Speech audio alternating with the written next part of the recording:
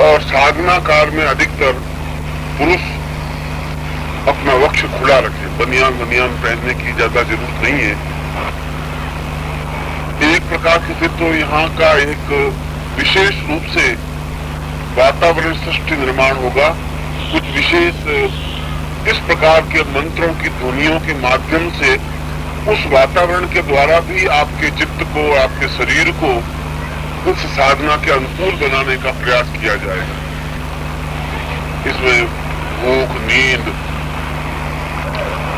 असत्य भाषण और ये सारे विकार हमारे कई वर्षों की पूंजी है।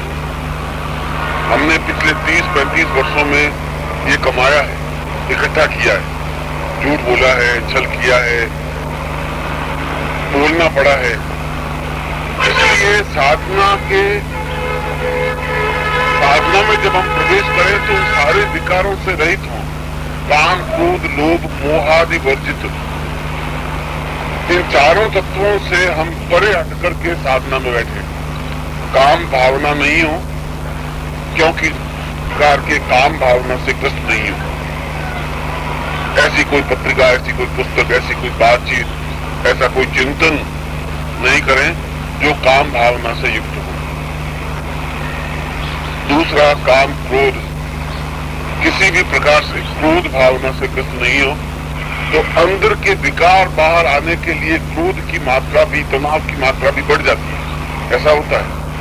मगर उस समय अपने आप में संयमित होना जरूरी है। इसलिए क्रोध, तीसरा लोभ, लोभ में आप किसी प्रकार से ग्रस्त नहीं हो।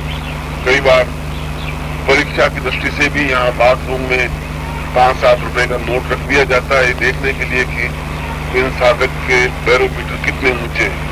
यदि हमें वापस नहीं मिलता है 5 रुपए का नोट तो हम समझ जाते हैं कि ये सभी उच्च श्रेणी के साधक हैं, और दिन को 11 बजे नोट रखा हुआ मिल जाता है तो समझ जाते हैं कि ये बिल्कुल सही साधक है। और टेस्ट करने के हमारे पास तो कोई है नहीं। मगर आप किसी भी प्रकार से लोभ में नहीं पड़े। और चौथा, मोहग्रस्त नहीं है, क्योंकि जब साधना में ही आप आ गए हैं तो पूरा साधना में जीवन बिताइए। आप देखिए, मैं आपके उस पूरे साधना में जीवन में साथ में हूँ। आपको मैं अनुभूति कराऊंगा, चिंतन दूंगा, विचार दूंगा, इसके सारे पक्ष आपके सामने स्पष्ट करूंगा। मगर उस समय आप भी बिल्कुल मेरे साथ में तत्पर हो, सक्षम हो, अन्यथा मेरा समझाना व्यर्थ हो जाएगा जब तक कि आप पूरी तरह से सक्षम नहीं होंगे। इसलिए सबसे पहले तो आप काम, क्रोध, लोभ, मोह आदि वर्जित होकर के पूरे साधना में जीवन व्यतीत करें। दूसरा, आपका अधिकांश समय मंत्र जप में व्यतीत होना चाहिए। मैं समझाऊंगा कि ये मंत्र क्यों तीक्ष्ण है और तुरंत इस मंत्र में क्या ताकत है, कैसी शक्ति है। पौरुषवान बन के बैठे, सीधे बैठे, रीढ़ की हड्डी आपकी सीधी हो और दृष्टि आपकी 90 एंगल की हो, सीधी हो, झुक करके, आंखें बंद करके, पैर नीचा उठा करके, हिलते हुए और घूमते हुए, झूमते हुए मंत्र पाठ करने के लिए आपको ज्ञान ही नहीं होगा कि मैं कैसे बैठ सकता हूँ। कई लोगों की कमर झुकी हुई होगी, कई लोग तिरछे बैठते हैं, कभी हाथ हिलाते हैं, कभी पाँव को सीधा करते हैं, बैठते हैं। यह उचित नहीं। जब हम ऑफिस में बैठे हैं कुर्सी पर तो उस तौर तरीके से बैठे।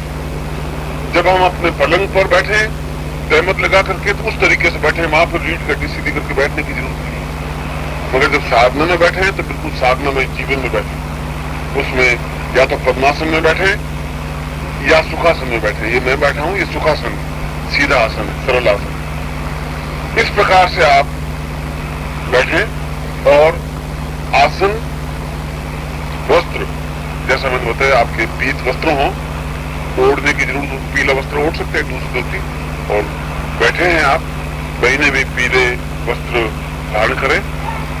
तीसरा, माला, आपके पास माला है। और चौथा, आप अकंपित, बिना हिले डुले, जितना भी आप बिना हिले डुले मंत्र जाप करते हैं वही आपके पास मंत्र जप प्राप्त होता है।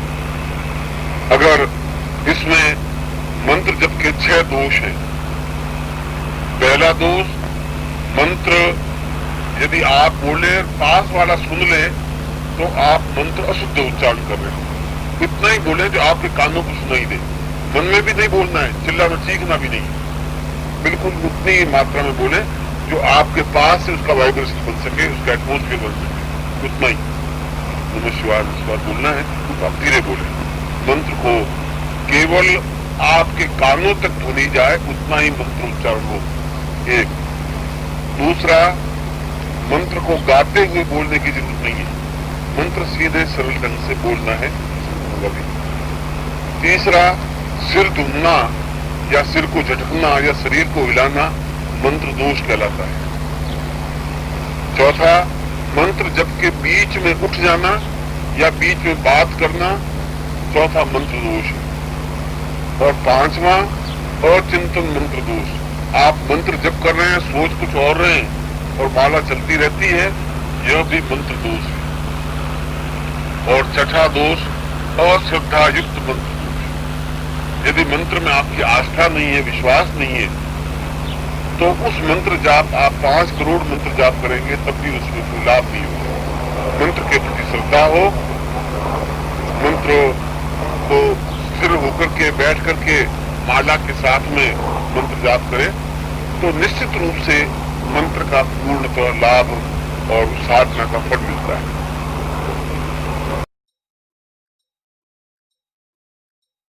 ओम परम तत्वाय नारायणाय गुरुभ्यो नमः।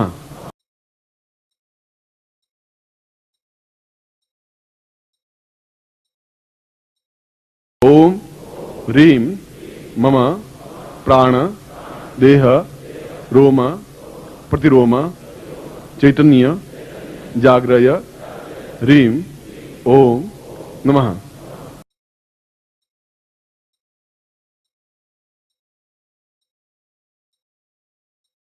ओम भूर्भुवः स्वः तत्सवितुर्वरेण्यं भर्गो देवस्य धीमहि धियो यो नः प्रचोदयात्।